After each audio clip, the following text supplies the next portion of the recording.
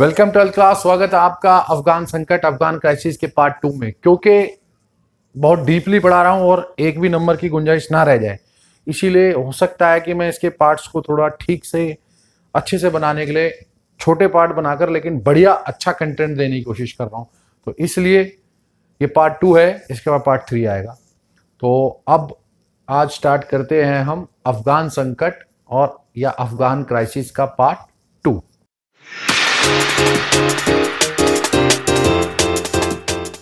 तो 12th class, Afghan संकट Afghan crisis तुम्हारा 3 दौर से गुजरता है।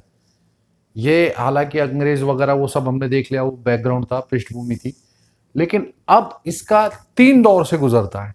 सबसे पहला है सोवियत हस्तक्षेप या सोवियत इन्वेजन जिसे आप बोलते हैं। ये चला 79 से 89 तक, 1979 से लेकर 89 तक। इसके बाद तालिबान और मुजाहिदीन, या यूं कह लो अलगाववादी आतंकवादी, जो तालिबान और मुजाहिदीन थे, इनका दौर चला 1989 से 2001 तक। और फिर आता है 2000 से 1 से लेकर 2020 तक, 2001 से 2020 अब तक। ये यूएसए अटैक जो 9/11 के बाद हुआ, वो जब आएगा जब मैं बता दूंगा कौन सा अटैक था और कौन सा ऑपरेशन हुआ। तो 9/11 के अटैक या यूं कह लो ऑपरेशन एंड्यूरिंग फ्रीडम, जब अमेरिका की बिल्डिंगों पर अलकायदा ने हमला किया तो उसके बाद अमेरिका ने जो बमबारी करी, उसका आता है।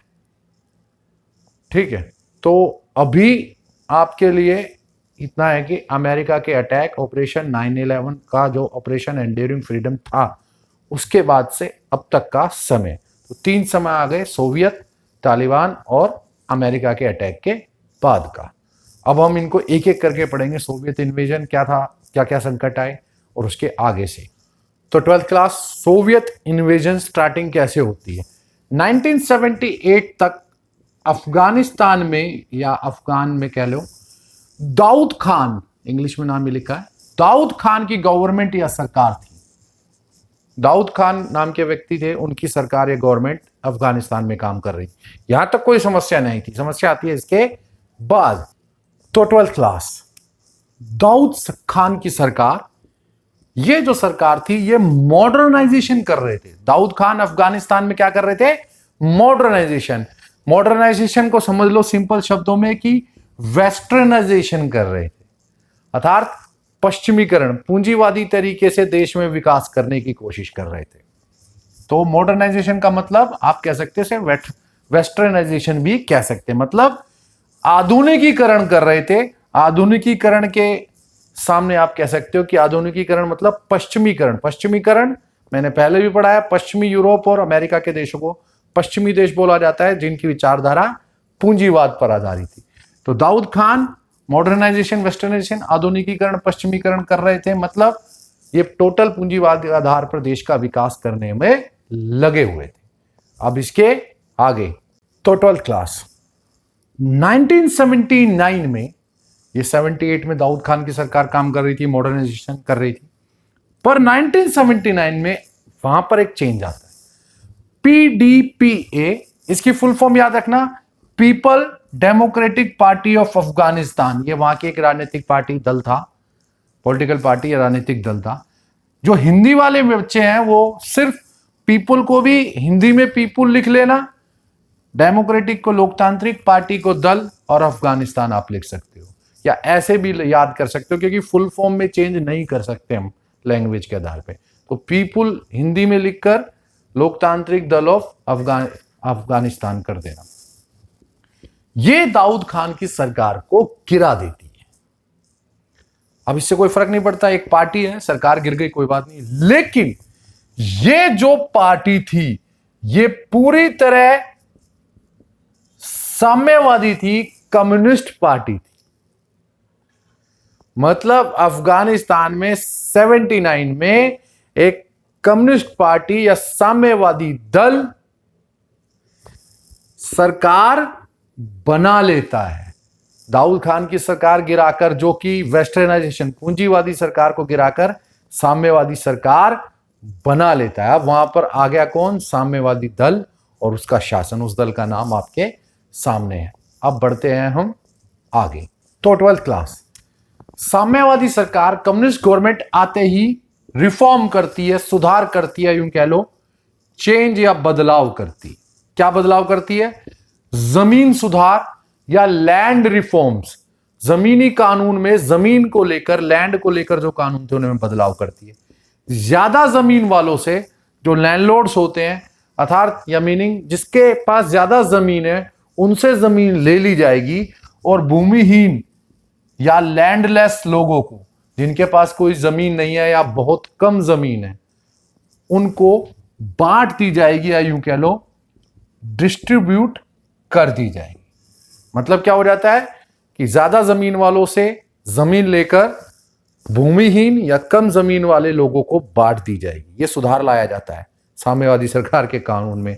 मतलब लैंडलॉर्ड से सारी जमीन, जहां जहां ज्यादा, जिसके पास ज्यादा लैंड है या कह लो मोर क्वांटिटी है, बड़ी क्वांटिटी में लैंड है, बिग मास लेवल पे लैंड है, उनसे लैंड लेकर लैंडलेस लोगों को डिस्ट्रीब्यूट की जाएगी या बांट दी जाएगी। लेकिन इस सुधार के आते ही दो बातें मेन उठती हैं जो साम्यवादी सरकार के खिलाफ चली जाती है। वो क्या है, अब वो जानते हैं। तो 12th क्लास, जैसे ही साम्यवादी सरकार लैंड रिफॉर्म्स का, भूमि सुधार का निर्णय लेती है, साम्यवादी सरकार के खिलाफ दो मुख्य विरोध आ जाते हैं। उनके दो तरीके से विरोध होने लगता है। अभी बोर्ड में जगह कम है तो हम पहला पढ़ रहे हैं। पहला विरोध जो आता है उसको समझो। जो फर्स्ट विरोध है, इनका अपोज होता है, वो किस चीज में होता है? अफगान लोग, पहले जो अफगानिस्तान के लोग थे, नागरिक थे, ज्यादातर मैंने आपको बताया ट्राइबल्स थे, जनजातीय थे, ज्यादातर जनजातीय लोग। वो पहाड़ों में, घाटियों में या माउंटेन्स में, वैली में रहते थे। लेकिन सबसे बड़ी, ये जो पहाड़ में जनजातियां रहती है ना, इनको इससे कोई मतलब नहीं है। सरकार, ये सब, ये लोग अपने अंदर ही खुश रहकर जिंदा रहना चाहते हैं। ये आत्मसंतुष्ट या आत्म पर्याप्त लोग थे, जिनको अपने आत्मसंतुष्टि से, ठीक है भाई, आराम से जमीनों पे रह रहे हैं, अपनी घरों में, पहाड़ों में रह रहे हैं, सरकार क्या कर रही है दूर है, कोई बात नहीं, लेकिन अपने से ज्यादा मतलब है। आत्म पर्याप्त, सेल्फ सफिशिएंट लोग थे, खुद ही करके खुद ही खा लेते थे, सरकार के ऊपर ज्यादा निर्भर नहीं करते थे, और सरकार की तरफ ज्यादा वो भी नहीं था इनका ध्यान। लेकिन जिंदगी के लिए ये भूमि पर ही निर्भर थे, या यूं कह लो डिपेंड थे। इनका जो मेन काम था वो लैंड पर ही डिपेंड करता था, क्योंकि ये जो जमीन जिसमें ये रह रहे थे वो सारी घाटियों में, माउंटेन पे, इन्हीं पे इनकी गुजर बसर होती थी। चाहे उस पे उगता कुछ ना हो, शिकार करते हो, उसी से अपना गुजर बसर करते थे, उससे भावनात्मक रूप से जुड़े हुए थे, इमोशनली अटैच थे भूमि, जमीन से। ये कुछ ऐसा ही है कि हमें कोई अपने घर से भगाए अचानक, तो हमें भी बड़ा प्यार आएगा। चाहे हम गांव में रहते हैं एक जमीन के टुकड़े पर, चाहे हम खेत में रहते हैं कुछ एक झोपड़ी बनाकर, लेकिन आप उसको वहां से भी हटाओगे तो उससे प्यार होगा, क्योंकि वो रह रहा है। ऐसे ही इनको अपने पहाड़ों से, माउंटेन से, यूं कह लो कि वैली से, घाटियों से थोड़ा इमोशनल, भावनात्मक अटैचमेंट था या प्यार था, और ये उसी पर डिपेंड थे, अपने जीने के लिए, अपनी जिंदगी के लिए निर्भर थे उसी पर। इसीलिए वहां के लोगों में नाराजगी और गुस्सा भर जाता है। सरकार, साम्यवादी सरकार के खिलाफ नाराजगी और गुस्सा भर जाता है, रीसेंट और एंगर उनके अंदर बिल्कुल जन्म ले लेता है कि नहीं भाई, ये सरकार तो हमारी इमोशनल, हमारी जमीन जो हमारी अपनी है, हमारी, यूं कहते हैं जमीन माँ है, ऐसी जमीन से अपना रिश्ता हो जाता है। रिश्ता हो गया था भावना तक, तो हमारे इमोशन से खेल रहे, जमीन नहीं, हमारे भावनाओं से, हमारी जिंदगी भर की जो हमारी पूंजी, कह लो कि भाई सदियों से हमारे माँ बाप का जो पूर्वज है, उन्हीं को हमसे छीन रही है। तो इस प्रकार का गुस्सा और एंगर लोगों में भर जाता है। और दूसरा गुस्सा क्या भरता है साम्यवादी सरकार से, अब हम उसको देखते हैं। तो 12th क्लास, साम्यवादी सरकार के खिलाफ मैंने आपको बताया दो विरोध खड़े होते हैं, दो तरह का ऑपोजिशन होने लगता है। एक पढ़ा दिया था लैंड रिफॉर्म को लेकर। दूसरा, साम्यवादी जितने भी होते हैं ये एथीस्ट होते हैं, कम्युनिस्ट एथीस्ट होते हैं, नास्तिक होते हैं, धर्म को नहीं मानते हैं। साम्यवादी देशों में कहना होता है कि धर्म अफीम के नशे के समान है। Religion is like opium intoxication. Afghan लोग जितने भी थे ये अपने धर्म से ना केवल प्यार करते थे बल्कि भावनात्मक मतलब इमोशनली अटैच थे, और थोड़ा सा रिजिड भी होते हैं, कठोर होते हैं। धर्म के पालन को लेकर ये कोई भी, किसी भी प्रकार का कोई भी बदलाव नहीं चाहते। धर्म को लेकर बहुत कठोर होते हैं। उनके धर्म को लेकर नियम बड़े कठोर थे कि भाई धर्म में जो चीजें हम मानेंगे, अपने धर्म को छोड़ेंगे ही नहीं। बड़े कठोर नियम से उसका पालन करते हैं, और कठोरता से पालन कर रहे थे तो उससे प्यार भी होना था। और ऐसे में जब कोई किसी के धर्म को ही छीनने की कोशिश करे तो उसके अंदर विरोध तो आएगा ही। इसलिए साम्यवादी सरकार के खिलाफ अफगानी लोग, अफगानिस्तान के जो लोग हैं, वो जिहाद स्टार्ट कर देते हैं। एक लड़ाई, एक युद्ध, पवित्र लड़ाई जो धर्म को बचाने की लड़ाई बन जाती है, और ये शुरू हो जाती है, स्टार्ट हो जाती है। और सबसे बड़ी कमाल की बात कि इस जिहाद में ऐसा नहीं है कि सिर्फ जिनकी जमीनें जा रही थी वही लोग शामिल होती, क्योंकि मामला रिलीजन का, धर्म का बन गया था। इसमें अर्बन लोग, रूरल लोग, शहरी लोग भी और ग्रामीण लोग दोनों भाग लेते हैं। तो जिहाद की लड़ाई शुरू होती है, विद्रोह शुरू होता है। इसमें गांव के लोग भी और शहर के लोग भी शामिल हो जाते हैं, अर्बन रूरल। और इस तरह अफगानिस्तान में दो गुट पनप जाते हैं। एक गुट साम्यवादी सरकार का या सरकार के साथ वाले लोगों का, और दूसरा जिहादियों का। और इनको कहां से बैकअप क्या मिल रहा था, अब उस पर आते हैं। तो 12th क्लास, इस प्रकार अफगान संघर्ष स्टार्ट हो जाता है। अफगान संघर्ष किस किस में? साम्यवादी सरकार या गवर्नमेंट, कम्युनिस्ट गवर्नमेंट, जिसको मदद या बैकअप किससे मिल रहा था? सोवियत संघ से। जाहिर सी बात है, साम्यवादी सरकार बचाने के लिए सोवियत संघ आएगा। और दूसरी तरफ थे जिहादी या मुजाहिदीन। अब अगर इनको सोवियत संघ मदद कर रहा है तो इनको कौन मदद करेगा? आप बता सकते हैं मुझे? अमेरिका। तो एक तरफ साम्यवादी सरकार को बचाने के लिए सोवियत संघ मदद करता है हथियारों से, पैसों से, और दूसरी तरफ जिहादी मुजाहिदीनों को, ताकि वो साम्यवादी सरकार को गिरा सके या हटा सके और सोवियत संघ का वर्चस्व अफगानिस्तान पे ना आ जाए, इसके लिए यूएसए मुजाहिदीनों को हथियार, पैसा देकर मदद करनी स्टार्ट या शुरू कर देता। और इस तरह शुरू होता है अफगान संघर्ष। लेकिन अभी इसमें सोवियत संघ की एंट्री बाकी है। अब चलते हैं आगे। तो 12th क्लास, मुजाहिदीनों में, साम्यवादी सरकार में, इनमें शुरू हो जाता है संघर्ष। ये साम्यवादियों की मदद सोवियत संघ, मुजाहिदीन, अमेरिका। अब पीडीपी ये सरकार या साम्यवादी सरकार मुजाहिदीनों से लड़ ही नहीं पाई या लड़ नहीं पा रही थी। इसका बहुत बड़ा कारण था भौगोलिक कारक, जोग्राफिकल रीजंस। मैंने बताया पहाड़, पर्वत, दुर्गम, रिमोट, माउंटेन, वैलीज, हिल्स और रिमोट एरियाज। इसकी वजह से अब वो युद्ध लड़ते थे छिपकर या मारकर फिर छिप जाते थे। उनको पहाड़ों में ढूंढे कैसे? रोड्स नहीं है, उनको ढूंढ नहीं पा रहे थे, सड़कें नहीं थी। इस वजह से सारा युद्ध जो बन के रह गया वो गोरिल्ला युद्ध, गोरिल्ला वारफेयर में बदल गया, गोरिल्ला वॉर में बदल गया। ये जो गोरिल्ला युद्ध होता है, इसमें क्या है? दुश्मन के ऊपर छुप के वार किया जाता है और फिर दोबारा छुप जाए। ऐसे में दुश्मन को पकड़ना बड़ा मुश्किल हो जाता है। और पूरा अफगानिस्तान की जोग्राफिकल कंडीशन या भौगोलिक कारक ऐसे ही थे कि इस युद्ध को लड़के मुजाहिदीन सरकार के ऊपर पूरी तरह हावी हो रहे थे और सरकार मुजाहिदीनों से नहीं लड़ पा रही थी। और ऐसी परिस्थिति में जब साम्यवादी सरकार लड़ने में और गोरिल्ला वार से या गोरिल्ला युद्धों से मुजाहिदीनों से बचने में मुश्किल हो रही थी, ऐसे में सोवियत संघ निर्णय लेता है। अब आती है मेन कहानी। सोवियत संघ निर्णय लेता है किस चीज का? सोवियत डिसीजन, सीधा हस्तक्षेप, डायरेक्ट इन्वेजन। सोवियत संघ निर्णय लेता है कि वो साम्यवादी सरकार को अफगानिस्तान में बचाने के लिए सीधा हस्तक्षेप करेगा, खुद जाएगा, डायरेक्ट इन्वेजन करेगा। और ये बड़ा इंपॉर्टेंट, महत्वपूर्ण निर्णय था सोवियत संघ का, जो बाद में गलत भी साबित हुआ। अब हम बढ़ते हैं सोवियत संघ के हस्तक्षेप और उसमें आगे क्या हुआ। तो 12th क्लास, यूएसएसआर सोवियत संघ 24 दिसंबर 1979 को डायरेक्ट अफगानिस्तान में हस्तक्षेप या इन्वेजन या यूं कह लो एंटर या प्रवेश करता है।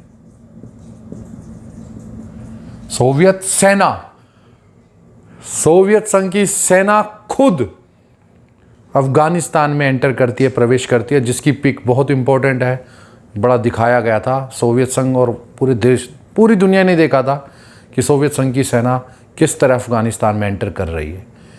इसकी पिक देखना। अब इसमें क्या इंपॉर्टेंट है भाई, किसी देश की सेना घुस रही है क्या? कई बार ऐसा होता था कि छोटे मोटे सैनिक घटनाएं हुई, लेकिन इसमें क्या इंपॉर्टेंट था? सेकेंड वर्ल्ड वॉर के बाद, यहां पे SWW लिखा है, इसका मतलब है सेकेंड वर्ल्ड वॉर, द्वितीय विश्व युद्ध के बाद ये पहली बार था, it was a first time after second world war कि 1 लाख और उससे ज्यादा संख्या में सैनिक या सोल्जर, सोवियत सैनिक या सोवियत सोल्जर्स किसी देश में एंटर या प्रवेश कर रहे थे। सेकेंड वर्ल्ड वॉर में कौन से देश में एंटर किया था? कमेंट बॉक्स में मुझे बताना जरूर। मुजाहिदीन, अब अफगानिस्तान की गवर्नमेंट और उनके सैनिकों से लड़ना अलग है, क्योंकि उनके हथियार भी इतने एडवांस हैं। अब आ गया सोवियत संघ, तो सोवियत संघ की पहाड़, पर्वत, घाटियां, ये कुछ भी हो, लेकिन उसके हथियार बहुत मजबूत थे, बड़े बड़े फाइटर प्लेन, फाइटर हेलीकॉप्टर्स। ऐसे में जितने भी मुजाहिदीन थे, ये जाकर पर्वतों में, पहाड़ों पर, माउंटेन्स में, हिल्स में, घाटी में, वैलीज में, जगह जगह जाकर छिप जाते हैं, हाइड हो जाते, खत्म नहीं होते। कहीं आप सोच रहे हो कि खत्म हो जाते हैं, ना, हाइड हो जाते, छिप जाते हैं। लेकिन इनके छिपने के बाद भी इनको लगातार मदद या हेल्प मिल रही थी। मुजाहिदीनों को लगातार कॉन्टिन्यूस हेल्प, मदद मिल रही थी। किससे? एक देश हो तो अमेरिका, जो उनको हथियार, पैसा देकर मदद कर रहा था। चाइना भी इनडायरेक्टली पाकिस्तान के जरिए सपोर्ट कर रहा था। अब आप सोच रहे होंगे भाई, चाइना भी कम्युनिस्ट साम्यवादी देश था, लेकिन आपको मैंने पहले चैप्टर में बताया था कि 1970 के दशक में सोवियत संघ और चाइना के बीच में डिस्प्यूट या मतभेद हो गए थे। उसके बाद चाइना ने सोवियत संघ को धोखा दे दिया था। चाइना भी सोवियत संघ के खिलाफ हो गया। पाकिस्तान भी मदद कर रहा था। हालांकि पाकिस्तान मदद क्या करेगा, जो खुद ही दूसरों की मदद पे जिंदा रहता है। अमेरिका, चाइना अगर इसके ऊपर हाथ उठा ले तो ये खुद ही भीख मांगने लगे। लेकिन पाकिस्तान को भी एक रोल दिया गया, एक भूमिका दी गई। बड़ा मतलब होता है ना कि को कहते हैं ना, गांव बसानी भिखारी है, तो भीख भी मांग रहा था, बड़े तरीके से मांग रहा था। पाकिस्तान ने कहा आप हमें भीख दो, हम आपके लिए काम करेंगे। क्या काम करेंगे? इन मुजाहिदीनों को पाकिस्तान अपनी जमीन पर, अपने क्षेत्र पर ट्रेनिंग देना स्टार्ट कर दिया। वहीं रखकर, भैया तुम्हारे लिए यहां जगह है, यहां आ जाओ, सेफ साइड हो गया। क्योंकि अफगानिस्तान में तो सोवियत सेना है, पाकिस्तान में नहीं है, तो वहां से मुजाहिदीनों को अपने पाकिस्तान में बुलाकर ट्रेनिंग, वहां उनको हथियार देकर फिर से भेज देते थे। तो पाकिस्तान ने बड़ी भूमिका अदा की थी। यही बात है 12th क्लास की, रशिया का कोई भी प्रेसिडेंट आज तक पाकिस्तान में नहीं गया, नेवर। 70 साल के इतिहास में 1950 से लेकर अब तक कोई भी रशिया का प्रेसिडेंट पाकिस्तान में नहीं गया। क्योंकि पाकिस्तान ने अफगानिस्तान वॉर के दौरान, भारत ने चुपचाप कोई बयान नहीं दिया, साइड हो गया, कि सोवियत संघ से हमारे अच्छे रिश्ते थे। लेकिन पाकिस्तान ने जो मुजाहिदीन थे, जो गुरिल्ला वार लड़ रहे थे, उनको वहाँ पर ट्रेनिंग दी सोवियत संघ के खिलाफ, और पाकिस्तान में ही उनको हथियार देकर अफगानिस्तान में भेज दिया जाता, और इधर से सऊदी अरब भी उनकी मदद कर रहा था। तो मुजाहिदीन भले ही छुप गए थे जाकर सोवियत संघ की सेना आने के बाद, लेकिन ये ख़त्म नहीं हुए। इनको ट्रेनिंग भी मिली, हथियार भी मिले, सप्लाई भी मिली, राशन, दवाइयाँ इत्यादि की, और सारे पैसे भी मिले, ताकि ये सोवियत संघ की सेना के खिलाफ लड़ते रहें, हार ना माने। और ये मदद किसने की आपको पता चल गया। फिर आगे पढ़ते क्या हुआ। तो 12th क्लास, सोवियत हस्तक्षेप के बाद मुजाहिदीनों में और सोवियत सेना में डायरेक्ट युद्ध, वॉर शुरू हो जाती है। यूएसए और मैंने आपको बता दिया पाकिस्तान, चाइना, सऊदी अरब वगैरह ने भी मदद की थी। तो इन सब की मदद से, यूएसए एक्स्ट्रा लिख दिया आदि की मदद से, मुजाहिदीन लगभग 10 साल तक सोवियत संघ से लड़ते रहते हैं। हालांकि सोवियत संघ ने विड्रॉल या सोवियत सेना का वापसी का डिसीजन 87 में ही ले लिया था, लेकिन निकलते निकलते भी उनको फाइनल करते हुए 2 साल लगे थे। तो 10 साल तक ये मुजाहिदीन अमेरिका, पाकिस्तान, सऊदी अरब, चाइना की मदद से सोवियत संघ से लड़ते रहते, उसकी सेना से लड़ते रहते, और एक आधुनिक प्रकार का युद्ध वॉरफेयर शुरू हो जाती है। ये मॉडर्न वॉरफेयर इसलिए बोली जाती है, इसमें नई नई कुछ हथियारों का इस्तेमाल हुआ। एक हुई थी स्टिंगर मिसाइल। सबसे इंपॉर्टेंट रोल इस स्टिंगर मिसाइल का रहा इस युद्ध में। इसको अमेरिका ने दिया, किनको दिया? मुजाहिदीनों को। अमेरिका ने मुजाहिदीनों को स्टिंगर मिसाइल प्रोवाइड की। ये बड़ी इंपॉर्टेंट रोल प्ले कर गई सोवियत सेना के खिलाफ। ये एक हल्की, जमीन से हवा में मार करने वाली मिसाइल थी, और इसको बड़ी आसानी के साथ कहीं भी पहाड़ के नीचे से, घाटी में, वैली में छिपकर लॉन्च किया जा सकता था। Light weight, land to air. अब सोवियत संघ की ज्यादातर सेना को मदद मिलती थी या तो हवाई जहाज से या चॉपर से। अब चॉपर, हवाई जहाज को आतंकवादी दिखते नहीं थे छुपे हुए दूर से, लेकिन इनको दिख जाते थे चॉपर आते हुए, हेलीकॉप्टर आते हुए, और ये आतंकवादी जमीन से स्टिंगर मिसाइल से उनको मार गिराते थे। तो सोवियत सेना को हवा से जितनी मदद और बैकअप और जितना विनाश करना था वो कर नहीं पाते, क्योंकि पहाड़ों में उनको कुछ दिख नहीं रहा डायरेक्टली। उस वक्त इतनी सैटेलाइट विज़न इतने सारे अवेलेबल नहीं थे। आजकल तो सैटेलाइट से पता लग जाता है और ड्रोन से हमले, उस वक्त नहीं था इतना ज़्यादा। थोड़ा बहुत तो उनके पास मौजूद होते, तो एक्चुअल पोजीशन जो रियल, वो कहते हैं ना, वास्तविक स्थिति मुजाहिदीनों की नहीं पता लगती थी।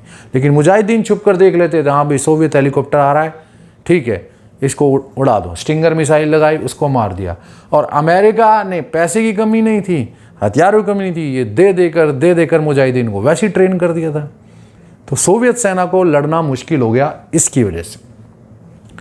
अब 80 के दशक में और क्या हुआ वो देखते हैं। तो 12th क्लास, 80 के दशक में 1980s में एक और बहुत बड़ी घटना होती है। कई आतंकी संगठन, जो टेररिस्ट ऑर्गेनाइजेशन है, ये अफगानिस्तान में उभरती है, इमर्ज होती है, अपने आप उभर कर आती है। उसमें से एक बहुत मुख्य थी तालिबान या अल-कायदा, जिसका नाम आपने बहुत सुना होगा। ओसामा बिन लादेन, ये नाम आपने बहुत सुना होगा। ये एक बहुत अमीर परिवार से या रिच फैमिली से थे। आपको लगता होगा नहीं ओसामा बिन लादेन तो ऐसे कोई व्यक्ति थे जो सीधा टेररिस्ट बन गए, नहीं।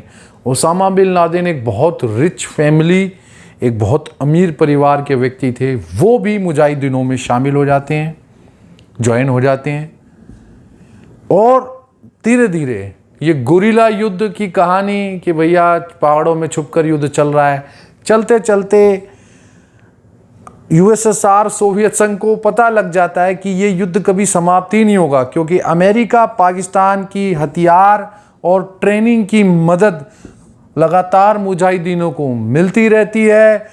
और 85 आते आते 1985 के आते सोवियत संघ ये जान जाता है कि भैया ये युद्ध कभी भी समाप्ति या फिनिश नहीं होगा, क्योंकि इस युद्ध में डायरेक्ट लड़ाई तो है ही नहीं, गुरिल्ला वारफेयर है। इन गुरिल्ला वारफेयर या जितने भी लड़ने वाले मुजाहिदीन हैं, इनको मदद अमेरिका, पाकिस्तान से मिलती रहेगी। अगर कल को हमने थोड़े बहुत मारे भी तो ये फिर जाके पाकिस्तान में छुप जाएंगे, फिर पाकिस्तान से आ जाएंगे। तो ये युद्ध तो कभी समाप्त हो ही नहीं सकता। 1985 तक आते आते सोवियत संघ को ये पता चल जाता है। फिर उसके आगे क्या होता है जानते हैं अब। तो 12th क्लास, अफगान क्राइसिस में मिखाइल गोर्बाचोव जब आए तो उनको ये बात पता लग चुकी थी। 85 भी आ गया था और मिखाइल गोर्बाचोव को पता लग चुकी थी कि सोवियत संघ, यूएसएसआर कभी भी अफगानिस्तान में पूरी तरह से विजयी या वन नहीं हो सकता, जीत ही नहीं सकता। और वो 2 पॉलिसी भी अपनाते हैं जो पहले भी बता चुका हूँ, खुलापन और पुनर्गठन, ओपननेस और रीऑर्गेनाइजेशन की। हालांकि सोवियत संघ अफगान संकट में ऐसा फंसा कि जो उसकी पतन प्रक्रिया थी, डिक्लाइन, वो बहुत तेजी से हुआ। 60 अरब रूबल का नुकसान सोवियत संघ झेल चुका था, और उससे ज़्यादा इनडायरेक्टली, ये तो डायरेक्ट हुआ था। इतना नुकसान इकोनॉमिकली उसको हुआ था, और उसके आदमी भी मारे गए सेना के, कि वो अब उसको और हैंडल नहीं कर पा रहा था। ऊपर से उसकी इकोनॉमी और डाउन हो रही थी। ऐसे में 86-87 आते आते सोवियत संघ ने निर्णय ले लिया था। फाइनली 87 तक निर्णय लेने की प्रक्रिया में थोड़ा टाइम लग गया, तो 86-87 तक आते आते निर्णय लेता है कि, डिसीजन लेता है कि सोवियत संघ अफगानिस्तान से अपनी सेना वापस या विड्रॉल करेगा। अब ये डिसीजन लिया था। देखो, विड्रॉल का एक पूरा स्टेप होता है। सेना पूरी की पूरी एक दिन में वापस नहीं आती, धीरे धीरे करके विड्रॉल करते हैं, और आखिरकार फाइनली 1989 तक सोवियत संघ या यूएसएसआर अपनी पूरी सेना को, फुल आर्मी, पूर्ण आर्मी, जितनी भी वहाँ पर अफगानिस्तान में डिप्लॉय की थी, वो वहाँ से वापस ले लेता है। लेकिन कोई भी देश अपनी जब आर्मी वापस लेता है तो एक बैकअप ज़रूर बना के रखता है। तो वो बैकअप क्या था, किसके नेतृत्व में वहाँ पर सरकार बनाई, जो सोवियत की सहायता से बनी थी या यूएसएसआर की सहायता से बनी थी, वो कौन थे, वो देख लेते हैं। तो 12th क्लास 89 में सोवियत सेना के विड्रॉल अर्थात वापस लेने के बाद मोहम्मद नजीबुल्लाह के नेतृत्व में, उनकी लीडरशिप में सोवियत सहायक या सोवियत बैकअप वाली सरकार या गवर्नमेंट बनाई जाती है। जाने से पहले सोवियत संघ ये करता, भाई विड्रॉल तो कर रहा हूँ, लेकिन अपने ही किसी जान पहचान, या यूं कह लो, इसे जान पहचान कह लो, नेतृत्व में, कि जो सोवियत संघ के साथ सहायता या मिलकर काम करे, एक ऐसी गवर्नमेंट जो उसके साथ कोऑर्डिनेट करके काम करे। नजीबुल्लाह के नेतृत्व में सरकार बना देते हैं। ये सोवियत बैकअप वाली बनाई हुई सरकार थी, सोवियत संघ के बैकअप के द्वारा बनाई थी, सहायता से बनी थी, और ये सरकार बनाकर सोवियत संघ की सेना वापस चली जाती है। अब सबसे बड़ी बात, वापस जाते ही, हालांकि सोवियत संघ पावर में था 89 में, क्योंकि उसका डिसइंटीग्रेशन होता है 91 में। नजीबुल्लाह को थोड़ा थोड़ा विरोध तो देखने को मिला था, लेकिन 91 में सोवियत संघ का हो जाता है विघटन, डिसइंटीग्रेशन, और वो होते ही अब उस सरकार का क्या होगा वो आप समझ सकते हैं। वो देखेंगे हम अगली वीडियो में, अगला घटनाक्रम कैसे होता है। तो 12th क्लास हमने इस वीडियो में देख लिया कि सोवियत इन्वेजन या सोवियत संघ के हस्तक्षेप के बाद अफगानिस्तान में क्या क्या हुआ और अफगान क्राइसिस क्या हुआ। अब इस क्राइसिस के दो पार्ट बाकी है, एक मुजाहिदीनों वाला और दूसरा अमेरिका वाला, जो अफगानिस्तान में हस्तक्षेप हुआ। तो उसके लिए बने रहिए मेरे साथ। मैं हूं विक्रांत, आप देख रहे हैं पॉलिटिकल साइंस 90+ मार्क्स।